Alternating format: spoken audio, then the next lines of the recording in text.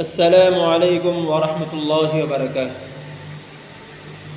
ایک بھائی نے سوال کیا کہ میں نماز پڑھتا ہوں اور روزے بھی رکھتا ہوں، دین کے احکام پر عمل بھی کرتا ہوں، لیکن ایک مرتبہ ایسا ہوا کہ میں نماز پڑھنے نہیں گیا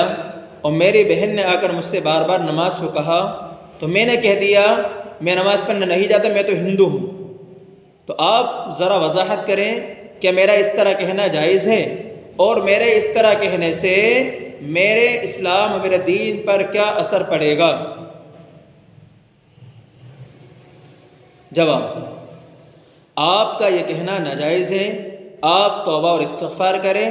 اور اپنے ایمان کی تجدید بھی کریں، یعنی کلمہ طیبہ دوبارہ پڑھیں، اور اگر آپ کی شادی ہو چکی ہے تو آپ دوبارہ نکاح بھی پڑھیں، اور آئندہ غصے کے اندر ایسے الفاظ کہنے سے احتراز کریں، بچیں، اس لیے کہ ایسے الفاظ کہنے سے انسان ایمان سے خارج ہو جاتا ہے۔ اس لیے آپ توبہ اور استغفار کریں اللہ کی بارگاہ میں